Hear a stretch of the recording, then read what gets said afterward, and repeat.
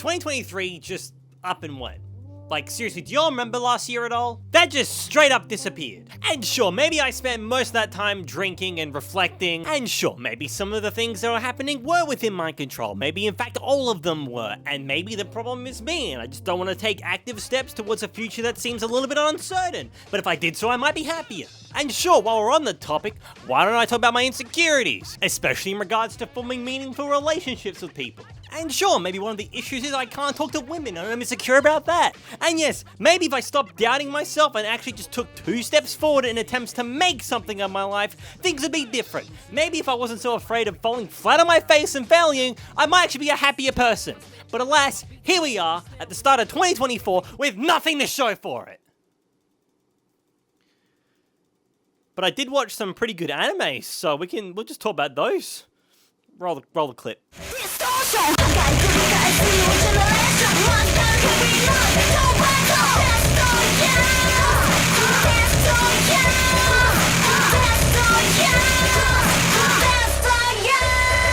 "2023 was an absolutely incredible year for anime. The quality of shows is somehow still at an all-time high, and the sheer quantity is something I don't think I've ever seen. 2022 was absolutely stacked. 2023, absolutely packed. And I'm sure in 2024, I'm gonna make some breakfast, and those eggs absolutely need to be cracked." Anime, in all seriousness, has done a lot for me last year. 2023, if I'm being real, wasn't easy. There were a lot of developments in my personal life that really hampered my mental and physical health. The amount of times I would come home from my full-time job, only to then continue to work on freelance jobs, only to then hit the hay at about midnight, were far too many to count. But then comes night, when you finally collapse on that bed and put on just one episode of anime, and for just 20 minutes, you can just escape for a bit. Forget about the bullshit that is real life and just exist in this space, and that's awesome.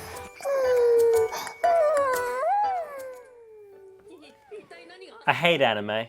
I should preface this list is going to be based on shows that made their first debut this year, so sequels are excluded. Otherwise, this would be the Vinland Saga Awards. Also, this list is purely subjective, but because it's my list, you can take that as complete objectivity, as I've never once had an L take. Not one. Okay, fine, Bocce the Rock should have won last year. Alright, I get it. Alright, I see the light now.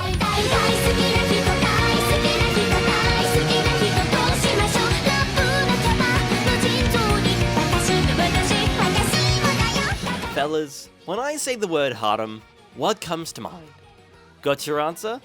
It should be obvious. Based. In all seriousness, harem series haven't had the greatest track history recently, at least for me personally. To be honest, it's one of my least liked genres in the anime medium because of how safe a narrative they tend to tell. So what does 100 Girlfriends do differently? Not much, but there's 100 of them, so that's cool. I kid, as this series does understand what it is and isn't hiding away from it, whilst also being so individual and confident in what it wants to be that it manages to transcend the normal conventions of the genre. My favourite harem shows of all time tend to be those that are aware of the kind of story they are telling, but are also willing to supplement that multiple girlfriends escapism with a genuinely well-executed premise and fun character cast. This series does exactly that, by simply asking the question, how would you balance everyday life with 100 girlfriends that you genuinely love and care for? Well, you have to become the ultimate boyfriend, obviously. You have to become Rentaro, a god amongst man. This is an exaggeration.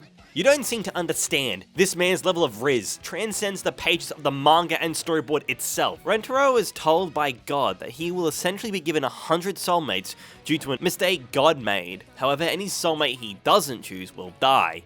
So, being the ultimate Giga Chad nice guy he is, he decides that he is going to save everyone by loving each and every single one of his girlfriends equally. But this man, he adores his girlfriends to the point where it puts every other boyfriend on the planet to shame, worshipping them, making them feel comfortable whilst giving each and every one of them the proper time and care they deserve. These are not one and done girlfriends, ladies and gentlemen, but all continue to be a part of his life and are treated with utmost warmth and love, and only he can do this. His power is truly extraordinary. According to the illustrator for this manga, they were struggling with some deadlines, and Rentaro himself materialized in the real world to help her finish those panels so he can continue to love his girlfriends. Boyfriend of the year. This man is traversing material planes. Can your boyfriend do that? Probably not. You should dump him. Can you traverse material planes, Daryl? If you're in a relationship, call it off right now, because you will never be as good as him. It balances a really likable cast with fun and innovative challenges that always keep the story fresh, and the interaction's always interesting. While there have been some great harem shows in the past, in recent memory only a few I've personally found myself excited for. And one of those was fucking Goblin Slayer. So imagine my surprise when a series that is unashamedly a harem captivates me when the only bloodshed present are casual nosebleeds. If you want a taste of a series that is just loud and proud with a comfortable but still above average level of spice, then try the culinary dish that is 100 Girlfriends Who Really Love You. Oh, and also Chicago buffalo wings. You could try those, I guess. They're pretty spicy. 他に気になることとかない？眠いとか。眠いな。だるいとか。だるい。多分お兄ちゃんだから。また痛みが。ごめん、先にトイレ。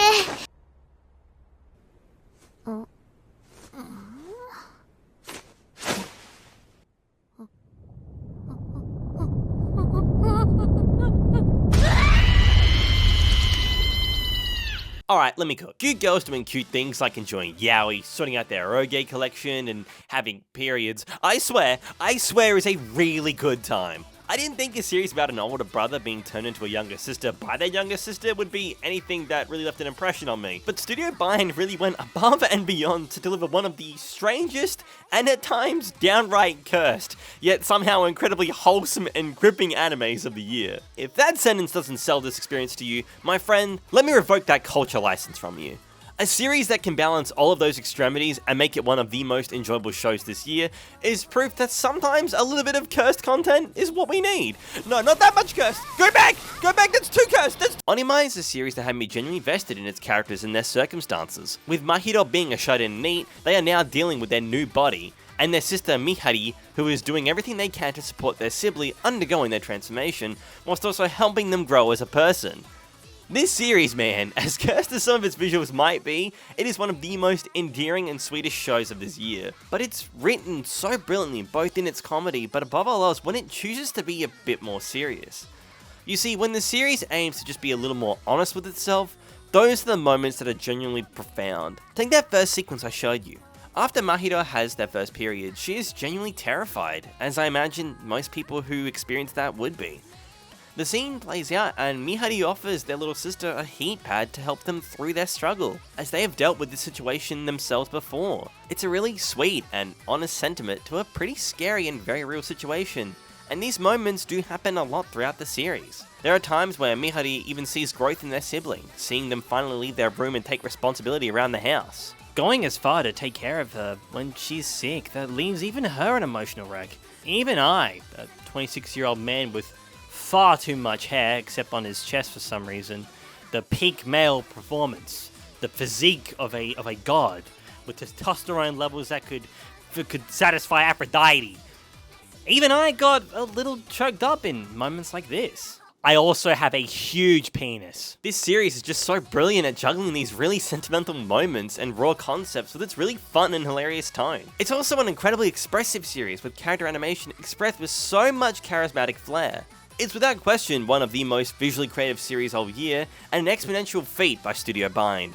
The simplicity of the character art and colouring, while charming in its own right, allows the studio's animators to go even harder when showcasing the chaotic nature of these characters within this story. But when I talk about expressiveness, I really feel the need to talk about the vocal performances, specifically from Marika Kono. While they are a pretty well-established seiyuu, their performance in this series as Mahiro is such a treat that just shouldn't be ignored.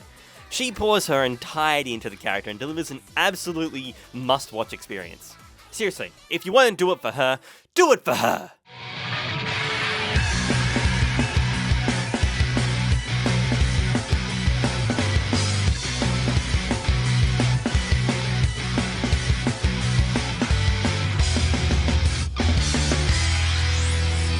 Now, already talked about this series extensively in my last anime season review, so I won't repeat myself too much, but what is so entrancing about Zom 100 is its unique visual direction. Creating a world that should be horrifying, but throwing a paint bucket all over it to demonstrate the very freedom our main character now feels after being able to quit their job they've come to hate. It's a really cool dichotomy that absolutely works for the series, and was something that was completely non-existent in the manga. As an adaptation, it seems to match the pretty fast pace of the manga, whilst also telling its nice and neat story in a really fluid and charming way. Also Shizuku. Like, come on. Like, do I need to say more? Yeah? Okay, well then, Kenjiro. Dude makes being covered from head to toe in fecal matter look like a fashion statement. What, you need more? I don't know, the dog that fucks the chicken! Now look, I'm not lost on the fact that this series has a not so great backstory. Bug Films, from my understanding, is a small group of a couple dozen employees that are part of LMM Studios as a whole. They were completely overworked, and due to complete mismanagement and unrealistic deadlines, the anime experienced some extreme audience dropping rates. This anime was put on delay multiple times due to staff not having the resources they need and time to finish these episodes completely. Time slots were continually bought out and then continually pushed back as a result. So working on this thing was an absolute nightmare, and I genuinely feel for the staff that were involved. Especially when your series is one based on, you know, not overworking your staff and letting them get a healthy life balance. Yeah, art imitates life, doesn't it? But look, outside of what it took to make this series, what this adaptation actually achieves is something quite groundbreaking. From brilliantly expressive visuals to compelling character writing, this series exudes so much infectious energy that there is never really a dull moment. Only in this series will you get characters leaping off of buildings in the nude because they are still working on their comedy craft amidst all of this despair, to characters thunder punching sharks because that seems like the only logical thing to do in that moment. To again, a dog fucking a chicken because that's silly. But as silly as the show can be, what's so compelling about it is how it genuinely embraces the idea of making the most out of what you have, providing a really refreshing take on zombie and post-apocalyptic culture that I haven't seen done for quite some time. Living your best life in a sea of uncertainties and despair. In a weird but charming way, Zom 100 is an earnest and creative reflection of what it means to find hope in our pretty tough and grueling world. And I can say without question, it is an absolutely joyous one at that. But maybe you just want to watch a bunch of goofballs kill some zombies, and you know what? Fuck yeah, go for your life. This motherfucker literally spear tackles his zombie boss out of a building window. If that's not anime, I don't know what is.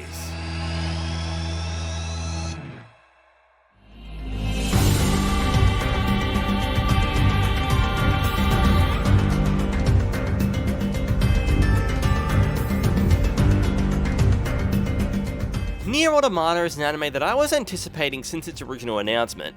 As someone whose only real experience with the universe present in Nier Automata is watching Let's Plays of it rather than actually buying it for myself, because to quote my hero Pokimane, like if you're a broke boy, just say so. God, she's so silly, I love her. I was genuinely excited to see this IP get the anime adaptation treatment it deserves. While I use the soundtrack religiously in my main Abyss edits, the story that soundtrack is tied to, I only know through someone else's experience with the original material. I was worried that I would have a hard time following the anime as the game's story is quite grand and at times a little convoluted, with various endings being considered canon, but then if you ask someone else, they will tell you that every ending is technically canon as all timelines are connected to the true ending of the series. Like, it's a whole thing.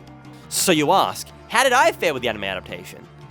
Okay, look, yeah, I'm still confused, but goddamn, it was cool. Just because my little 8-brain bought Pokimane's totally fair-priced cookies and therefore I lack not just brain cells but integrity, couldn't comprehend the story in its entirety, doesn't take away from the very raw and intimate moments this series presents that still manage to connect with me. Seriously, this anime knows exactly how to pace its story, with each episode spending each second moving the plot forward, whilst also building upon pre-existing knowledge viewers familiar with the universe might already have. The fact that this anime is both accessible to newbies to the franchise, whilst also providing a new original route that feels like a part of the game itself is an incredible feat. While it follows the game to some extent, it also provides completely new and original material that feels just as intertwined as the original story being told in the game. But not only is this anime's universe compelling, but also it feels so good on the eyes. Okay, minus some really stiff CGI sequences in the first episode, this series does look absolutely gorgeous, man. And there's only like 200 panty shots. Wow, aren't we spoiled? Nier Automata tells the story of two androids who fight on a now-abandoned planet Earth in hopes of liberating it from enemy invaders known as machine lifeforms. Humans forced into waiting out the conflict, while androids instead are forced to face the brunt of Earth's new and cruel fate. Unit 2B, however, through all this devastation and dedication to her role, is slowly but surely beginning to question her place in this universe, wondering if everything these androids are giving up, everything they are forced to endure, are truly things worth fighting for. To which you may think, the classic tale of androids becoming humans, and humans are metaphorically speaking the ones becoming android, a tale as old as time. To respond, I would simply say, yeah, nah, kinda, but sorta, maybe not. Look, you've seen a premise like this before, sure, but not quite in the same way. To write this off as just your usual story of androids becoming people would be doing this series a complete disservice. So as a last-ditch attempt, I'm going to let the music do the talking for me. For the reason I got into Nier Automata in the first place was its brilliant soundtrack, and I'm happy to say that this anime reuses that original score. And look, while not perfectly, when it does get the placement right, it well and truly elevates that anime viewing experience exponentially. I mean, just listen to this shit.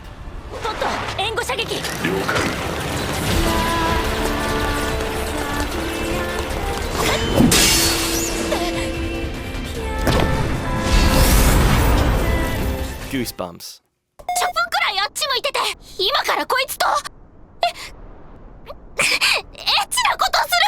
Alright, let me cook. Undead Unluck is a series that is as fucking insane as its visuals. You have a young woman who brings misfortune with her touch, and a guy who cannot die because he regenerates as quickly as my despair every time I check my YouTube analytics. In a world where people with supernatural abilities are forced into hiding, this duo aim to work together to fulfill their dreams. The young lady trying to find a place in this world where she belongs, and the undying man who wishes to disappear from it. This series, excuse my language, is straight up bonkers. Bananas, if you will. With a really clean animation style that doesn't feel overwhelming, paired with a plot that isn't at all convoluted, but pretty easy to follow, that is expressed through a really fun cast of characters, who even if a bit stereotypical at times, still come across as really interesting and captivating. This is the most insane anime on this list, without question, the one with the most amount of energy as well. This anime quite literally makes you feel like you're tagging along the journey of these two runaways, with Fuko Izumo being what feels like our gateway into this world, and Andy being the hand that's dragging her along for the ride. This series feels like that one chaotic friend who just gets you into troubling situations, but by the end of it, things are okay. You have an incredibly fun story to tell.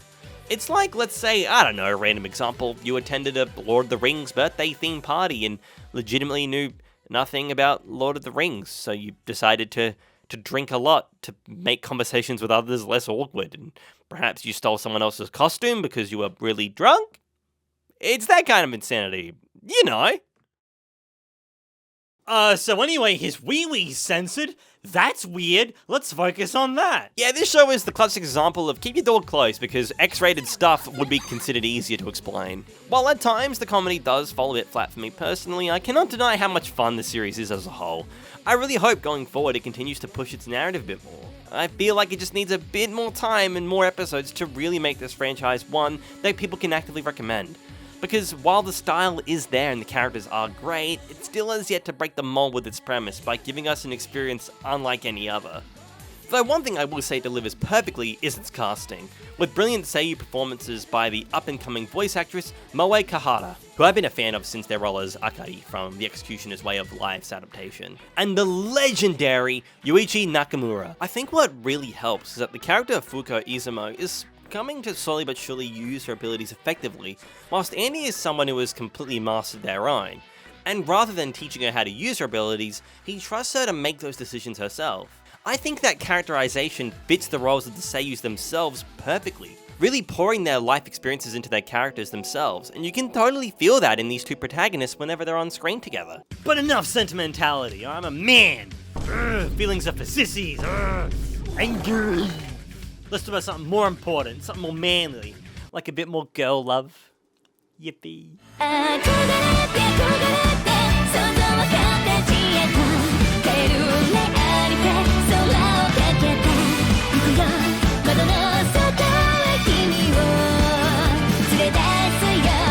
Of all the new romance shows this year, I think Studio Diomedes Nuts adaptation of the light novel The Magical Revolution of the Reincarnated Princess and the Genius Young Lady might be my favourite. Now, before you lump me as a Yuri-loving freak, which, I mean, I'm not gonna deny, it's cute as fuck, I would just hope that you would accurately reflect my love for yaoi as well. Watch Banana Fish, by the way. If it counts as a romance, it's my all-time favourite romance series. It is one of the best stories ever told, and gay guys are cool and epic. There is a genuine reason why it's so far up on this list though.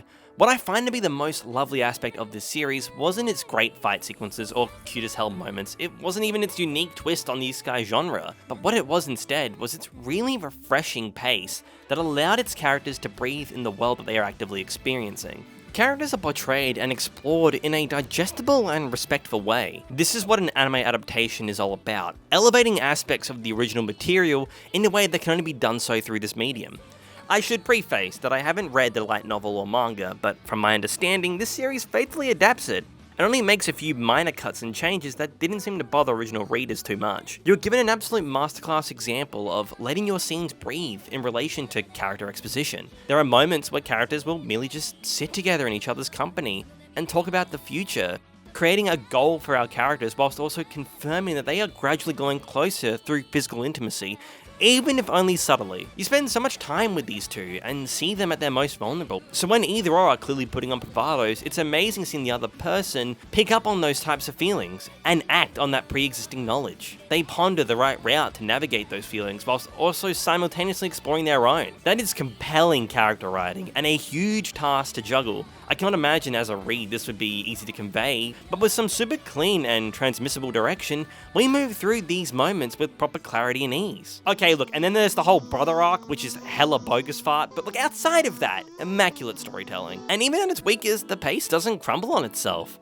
This series treats its viewers with respect and rewards their time, with an ending to the season that just feels earned, as if it's wrapped up this arc in a way that's bittersweet but fulfilling. This ain't Yuri bait, by the way. This is a straight up Yuri, and it's awesome. But I can't deny that there are problems this series has, from strange character motivations and suspension of disbelief on tenfold sometimes. But also it has Tilty Claret, and thankfully she is actually a prevalent character who appears throughout the series a fair amount. Wow, aren't we spoiled? The story of this series overall is nice and tidy and almost takes a back seat in letting our characters grow and change. It's not that the story isn't there, it's just that this is a character-driven franchise, and I really like how the anime has tackled that aspect of it. Having you not fully fucked in... well, that's not the right word. Having you not fully sucked into its main plot, but instead, its interesting characters and their relationships. It's beautiful and at times emotional, but above all else, it has so much heart and so much warmth to give. I really just adored this show and what it set out to do. All romance shows have no excuse to not go as hard as this series did. In just 12 episodes, I got to experience a beautiful, blossoming relationship and about 26 nosebleeds. God damn it, they are so cute.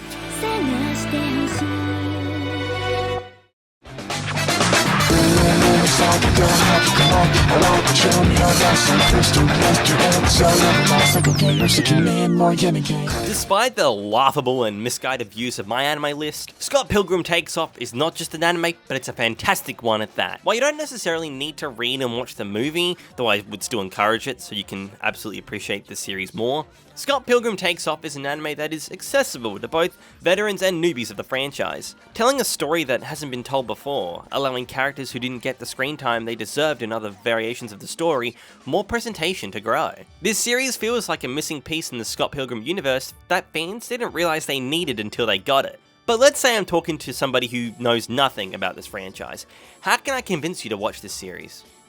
Gay girls, isn't it? Oh shit, that's a Gigot reference! Scott Pilgrim Takes Off tells a story of confronting the selfish and grosser parts of ourselves, being a tale of a lady named Ramona and how she has to confront that most undesirable aspect of herself, that being specifically her innate ability of running away and not looking back. As a series, Scott Pilgrim at its core has always been one that aims to tell a really human and honest story. It tackles some really genuine concepts surrounding what it means to grow up, and by extension, change, by giving you a story about a silly little guy who's basically self-serving, unloyal, and a bit of a loser. But hey, at least he's got a girlfriend. Alright, let me cook. Call me insane, but I really love an incredibly morally questionable and undesirable protagonist. Sometimes media benefits from telling the stories of people you really shouldn't idolize, but showcase to you that even those kinds of people can change.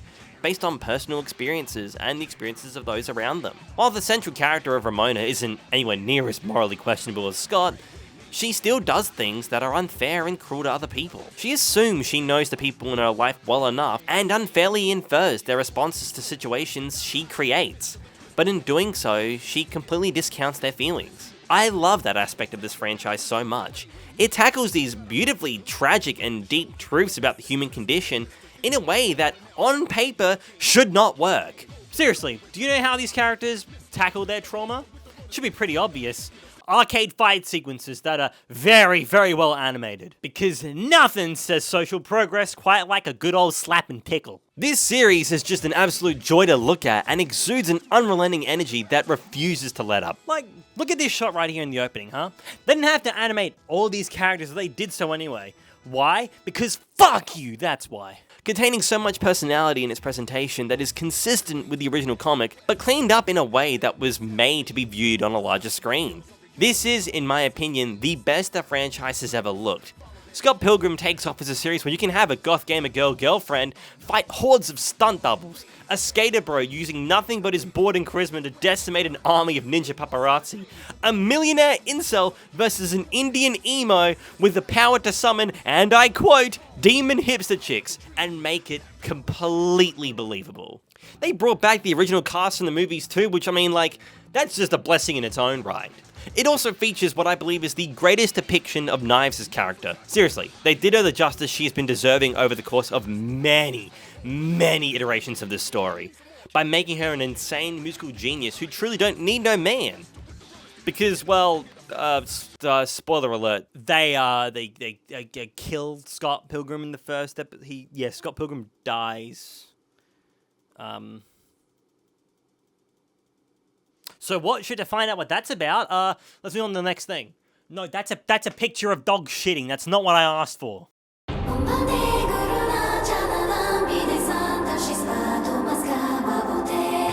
Kevin Penkin assisted with the music on this one, so go on, get watching. Are you still here? You still need convincing? Huh. You're a tough nut to crack, but I'll dance. The Apothecary Diaries is Toho Animations and the totally not controversial Studio LMM's newest anime, and it is genuinely a fantastic time. Set in the world reminiscent of the Ming Dynasty era of China, we follow the story of a 17-year-old woman named Mao Mao, who is out picking herbs one day and is suddenly kidnapped and sold to the Imperial Palace, where she will act as a servant until she has fulfilled her required time. However, strange situations have been occurring around the palace, from increased assassination attempts to the death of infants, missing people, and straight up murders. Using her knowledge as an apothecary, she is roped into assisting the royal court into helping to aid the sick in solving these mysteries. There are multiple things I love about this franchise.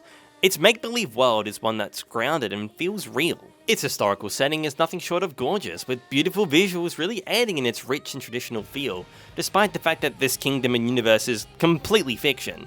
It sells you on the world it's created through its real understanding of history and how people of that time period would conduct themselves, from what they wear to what their social status says about them, and their placement throughout the kingdom. You could tell me that this was based on a true story, and to a large capacity I would absolutely fall for that lie. The characters themselves are also quite charming, all with certain levels of complexity and nuance. But I think what sells me the most on this series, outside of the music obviously, is that this franchise sets up some wild circumstances, but always manages to tie them up properly. Everything has a reason and explanation, with a strong and brilliant leading protagonist utilizing everything at her disposal to reach the end of these circumstances. Each and every case in this story feels just as important as the other, and while most of these cases usually aren't linked to their previous, they are still sometimes referenced, as if the characters themselves are aware that the increased level of these strange happenings throughout the palace are abnormal. It's not a simple case solved, move on. For in the background, everything, and I mean everything, is with purpose. I don't want to spoil much, but the fact that even the plant life itself that surrounds both the inside and outside of this Imperial Palace's walls is also connected to a grander mystery brewing behind the scenes. That alone is a fantastic testament to showcase just how brilliant the writing is in this series. Mad props to Narihiro Naganuma for the insane direction work they provided in this series, moving us from one scene to another in a really clean and charming pace. There are certain moments that just stick with you, and while I'm not a reader of the original material, I'm not so sure those moments would hit as hard in that medium. Though to say this series is a relaxing time would be a lie. And no, not because of the dead bodies showing up, not because of the dramas that ensue throughout the palace. No, something far more sinister. This little gremlin. This woman is dangerous. Mao is just as much a brilliantly morally just character as she is a fucking little menace. And I love her. Oh, I love her so much. This little kitten is not just incredibly smart, incredibly charming, that even the handsome, castrated man is starting to feel things down under, but she's legitimately insane. Like taking pleasure in poison tasting and ingesting various herbs just to see what kind of side effects they bring onto her, out of a sick and twisted satisfaction. Wait. Strange.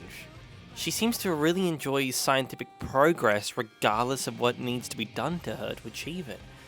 Why does that sound so familiar? Oh my god, it was her! It was her the whole time!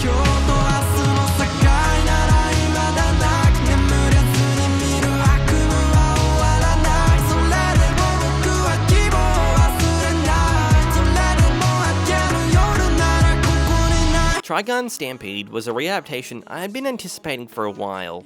The original TRIGUN was an old favourite of mine. Growing up, TRIGUN was a part of my holy quartet of anime that I would constantly talk to my imaginary friends about. So imagine my surprise when a full 25 years pass and suddenly we get a complete reimagining of that original tale, animated by the best CGI anime corporation in the business, Studio Orange.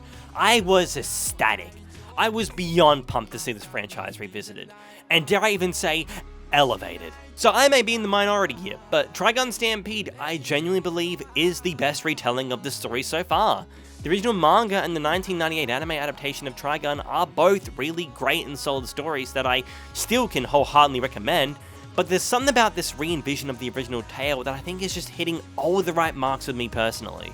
This adaptation of the original material is a much darker, much sadder iteration of that original story, whilst also still following some narrative threads from those original tales. Because this series takes aspects from the manga but doesn't exactly follow it, makes this a really unique adaptation for newcomers and past veterans.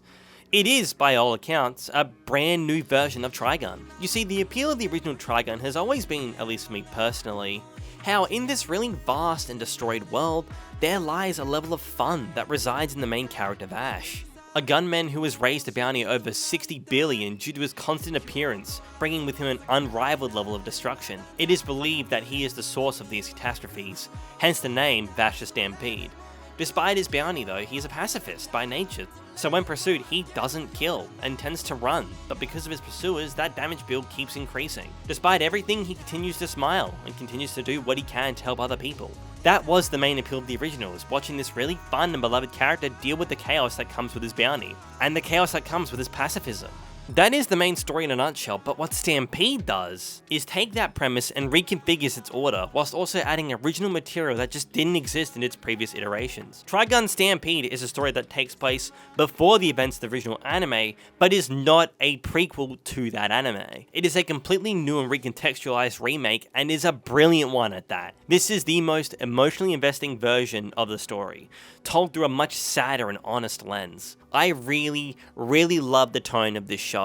Vash being a hero character who we've constantly seen smiling throughout this story, in this iteration has him constantly failing, never quite making it in time. It paints Vash as a desperate hero, and my god is it effective, with the talented work of Studio Orange being able to emphasize all the goods and bads that come with his life through some absolutely stunning rigging work. This is the prettiest I think CGI anime has ever looked, and if I'm being honest with myself, this is the prettiest show I think I've seen all year, showcasing a real, raw, and human level of emotion that just cannot be achieved in any other medium, as Stampede offers a unique and fresh experience that pays full homage to both its predecessors, whilst also being unconstrained by its previous material. It was a project that tested the staff behind it, with one of the directors realizing with how incredible the first episode was, maintaining that quality was going to be an unrequited challenge. But Studio Orange succeeded, and they did so with flying colours, delivering one of the most emotional and beautiful series all year,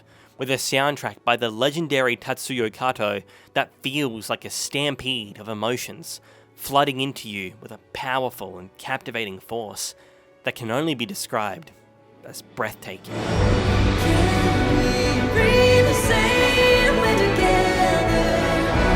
Oh, the light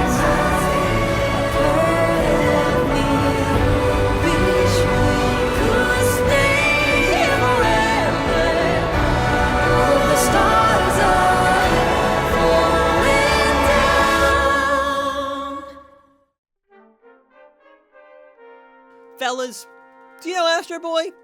Nah, I'm not talking about this sissy, get him out of here. I'm talking about the one that can make an anti-proton bomb. PLUTO is an anime based on legendary Naoki Urasawa's original 2003 manga.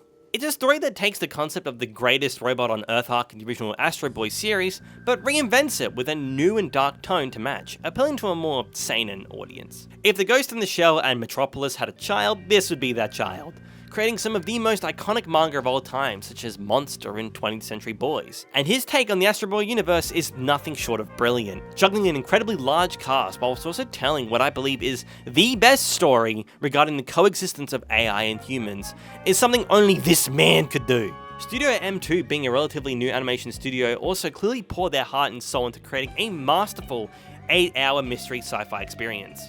The concept of robots becoming people is a story that has been done to death, sure. Heck, we literally talked about it earlier. And whilst mostly spoken of positively, I have never experienced something that feels as groundbreaking as PLUTO.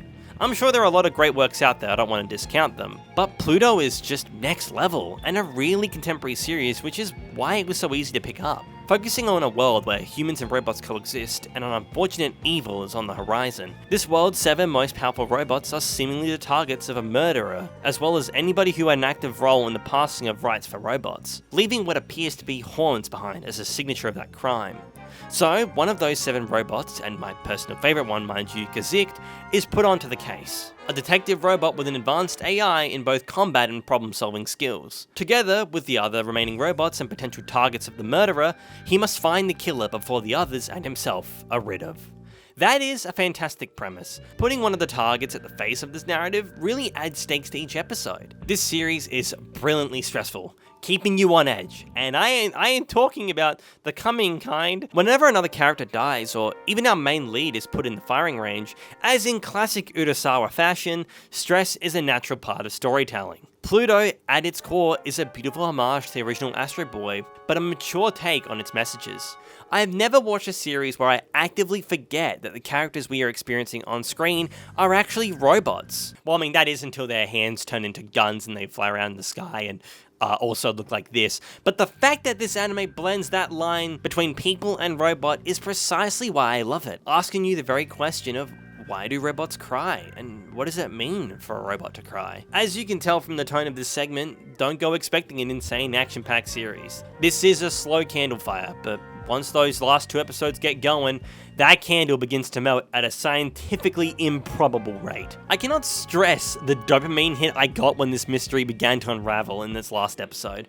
You'll watch this show and be confused by it, only for all those answers to come to light in such a fulfilling and mind-bending way. In a classic case of Urasawa storytelling, when the time comes to know the truth, you will know it, regardless of whether you want to accept it or not. But that being said, to get to that truth, you have to stomach a really tough story that is indeed filled with a lot of exposition, and that is my biggest criticism of this adaptation specifically. You see, on this list, I think PLUTO tells the best story, but if I'm being honest, it's telling it in a way that feels very overbearing. For me personally, the only reason why this actually isn't number 1 is because of the fact that it reminds me of how fucking stupid I am. And to be honest, I don't need that reiterated to me.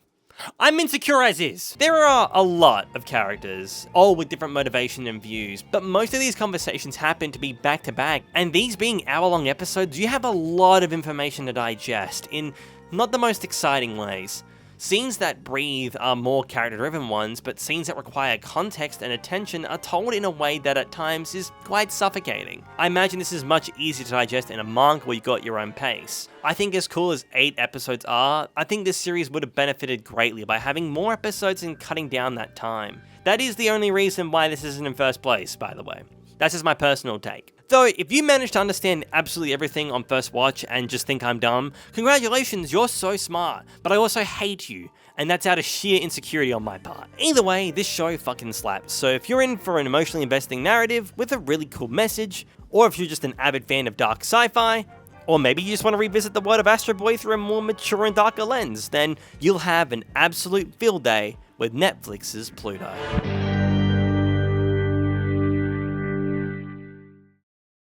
This would be the 3rd time I've talked about this series on this channel, and honestly, I wouldn't mind going a 4th. That is how good Oshi No Ko as an anime adaptation actually is. I get the whole, oh, this series is overrated because it was in the spotlight. Hey, guess what? fuck you. Oshi No Ko is not what it looks like at first glance. It's absolutely an anime that features idols, but it's not necessarily an idol anime. It's an anime about media, an anime that aims to call out its darker aspects that are often ignored before it's too late. It's an anime about fame and what misery it brings. An anime about the world of acting and how hard it is to grow in that industry. It's an anime about building a community and how intense and grueling that process can be. It's an anime about people and the lies we tell to protect ourselves. It's an anime about cancer culture and how helpless it can feel. It's an anime about, oh my god, what is that? Oshi No Ko is a series that tackles really, and I mean really heavy subject matter. But it's also self-aware in nature. It knows that the idea of a doctor in his mid-30s being obsessed with a 16-year-old idol who then dies and is reincarnated as one of the babies he was meant to help her give birth to is a fucking insane premise. This series manages to make moments like this part of the narrative somehow. But just like in most great stories, that absurd exterior is made to disguise an incredibly upsetting and dark interior. I made a video earlier in 2023, completely unprompted and without a script after my experience with that first episode. It was the strongest reaction I think I've ever had with a singular episode of anime, causing a complete override of how I create content, by prompting me to make a video about it the moment the credits started rolling. Oshi No Ko Episode 1 is a flat-out masterpiece, and if I had a favorite episode of anything that came out this year, Episode 1 of this franchise is that episode. I still believe, since my experience with it in January, that every anime fan should at least experience that first 80 minutes. Because when that moment hits you, it hits you like a ton of bricks. When you hear those 3 words, it breaks you into small little pieces. I was a different person by the end of that first episode, and while that might be an experience that's exclusive to me, that doesn't discredit all the hard work that went into making those moments have that kind of impact. The rest of the series does tap into some really upsettingly contemporary content as well, with episode 6 being one of the most raw and realist 22 minutes I have seen all year in an anime, prompting a response from real-life people who are associated with a victim whose circumstances were incredibly similar. This franchise is as close to humanly possible as it can be. It is not an easy watch, but what has been achieved by Doga Kobo is one of the greatest adaptations to a source material I have seen. Through beautiful animation and direction paired with some incredible vocal performances, they've created a faithful adaptation of an incredible story. They understand what it means to animate a plot of this kind, emphasizing moments of deep significance in a way that just sticks with you. If you know me well, you would know that 1997's Perfect Blue is one of my favorite films of all time. So if you know the tone and type of story that is, Oshi No Ko is exactly that, but in a more contemporary light. I love this series. From really great character writing to being a brave enough series to tie your name to, what was achieved with this anime adaptation is nothing short of awesome. Go into the show completely blind if you can. It is well and truly worth your time as it is your tears. It's a tough one, but my god is it one worth seeing. Or don't, and just continue to be lame. Doesn't affect me, but deep down I am literally crying and shaking, and your taste is the reason.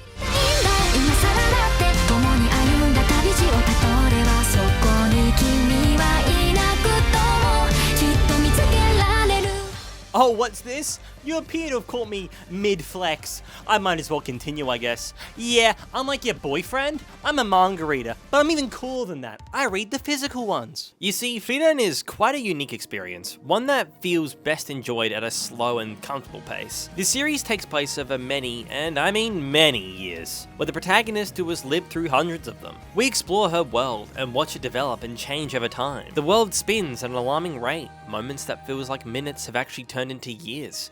Characters grow and change, and we see it with the passage of time. People become unrecognizable. Places change, but feel nostalgic all the same. Yet Frieren remains steadfast in her emotions. Well, so she thinks. Frieren begs the question, is it ever too late to change? And explores that idea to its absolute maximum. You have a character who has lived for over 1,000 years, completely unable to form meaningful relationships with people as their lifespans are far smaller than hers. Traveling this world in what is essentially a solitude of her own choosing, unable to truly connect and feel people on a deeper level. That is until a 10-year journey takes place, with the party that slayed the Demon King and restored peace to the land. A mere 10-year journey, however, with these people was unable to unveil a true and raw reflection of the self. Frieren wants to connect, wants to understand, and it's through people she learns this. Even if it was thousands of years late, she wants to learn the truth behind what it means to live and More importantly, what it means to die. Also, God, she's awesome. Seriously, this little elf is one of the greatest protagonists in anime, period. She's a total badass when needed, but also provides a real safe and comforting presence. You can't help but feel like everything's gonna be okay, providing there aren't any chests nearby. Plus, design-wise, oh, this is peak. She got the twin tail action, that cold yet caring personality, that whooping 5'3" height, and she could break you if she wanted to. Kill yourself. Yes, my queen. Frieren is the kind of story that has so much to say but needs very little words to say it. Time is cruel, so we need to make the most of it. People live, and they die all the same. So cherish the moments that time allows you. What's great about reading the physical copy of the manga is that it forces you to take in every panel so that nothing is missed or glossed over. With a story that's so focused on time, its aim is to make you feel it. And what's so incredible is that the anime manages to capture that exact same feeling. With the incredibly brilliant young mind of Keiichiro Saito directing this behemoth of a task, we feel it in every sense of the word. Seriously, this guy is one everyone needs to keep an eye out for. I imagine they will be one of the greatest and well-known animation directors within the next couple of years. There is something so mystifying about watching these characters tackle their own traumas. From characters who are trying to find purpose in their lives, to characters afraid of their own past with an inability to move past it, to characters who lay stagnant in their lives, afraid to make steps towards their own desired future. Time is what both connects these people and holds them captive, and it's through someone who has experienced time and takes it for granted.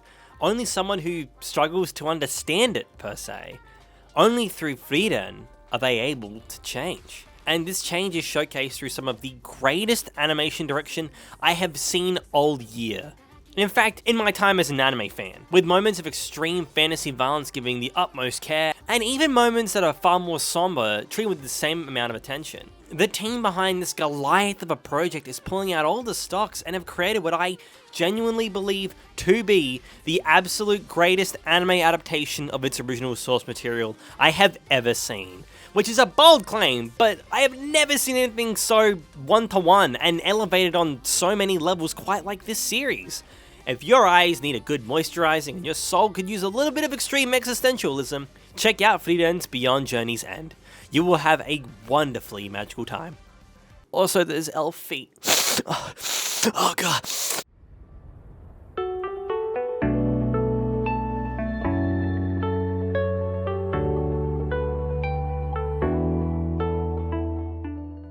You know, I have thought long and intensely about what series I felt brought me the most joy this year. And if I'm being honest, look, it's probably the one about the vending machine. But in terms of anime that connected with me the most, I think Heavenly Delusion is that very series.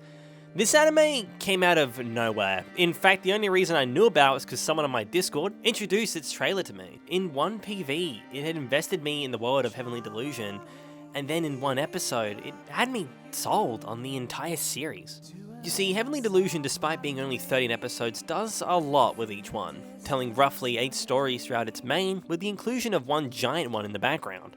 And while these are separate stories, all of them are working in conjunction to push this plot forward. You see, while the focus of the show is on our two leads, Kiriko and Maru, it is on their journey to a place called Heaven where they encounter new and different people, all with their own stories that our leads help see through. Whilst at the same time, parallel editing showcases what the world was like during the early stages of an apocalyptic outbreak full of bloodthirsty monsters. I think this narrative has been masterfully written as it has been masterfully adapted. While you are loving the mystery of this series, it isn't the one thing that draws you in.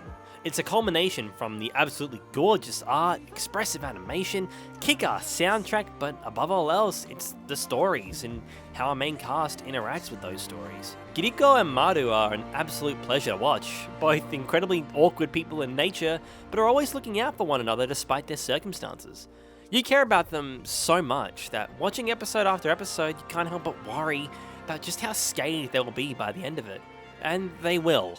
This series is cruel. Bad things happen to good people, and it isn't a show that wishes to suppress itself. And what I find so compelling about that unwavering stance against suppression is that while it goes to extremes to showcase certain ideas and themes, I found, at least in my time watching it, that is all for narrative purpose and intention.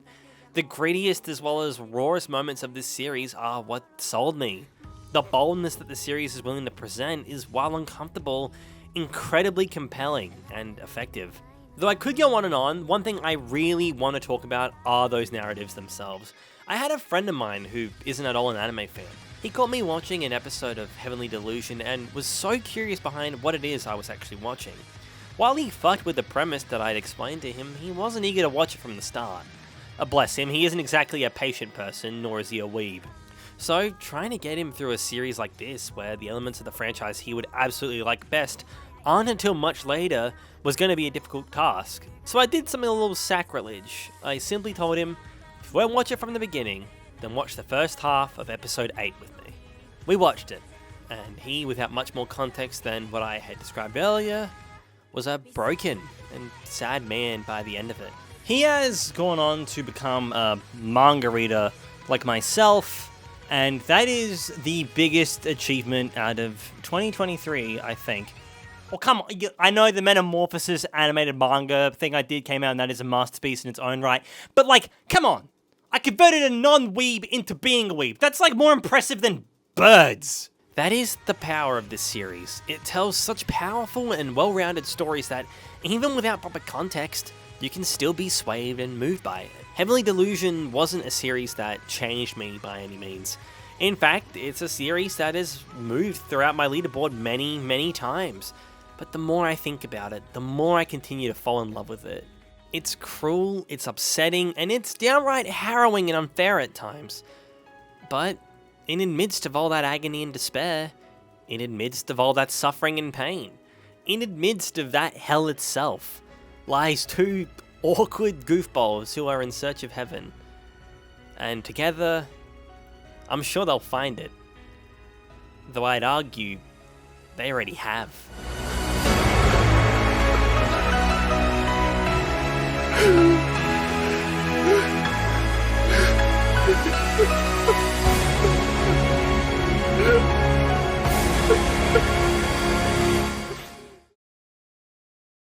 Hello fellow doo-doo babies, thank you for watching this video. What did you guys think of my list? Let me know in the comments, unless it's negative, because then you're rupturing my hive mind plan. We are all one within Nickel's light. Heaven and hell are void. At the beginning and end, there is only Nickel. Join us, you fuck. I just want to thank you all so much for what was a pretty successful year on the channel as well. The Bibliomania video is doing absolutely fantastically as we speak. And I'm really glad that you all are fucking with the new style of content. So thank you so much for your support. I do appreciate it. He's right behind me, isn't he? Isn't he? He's right behind...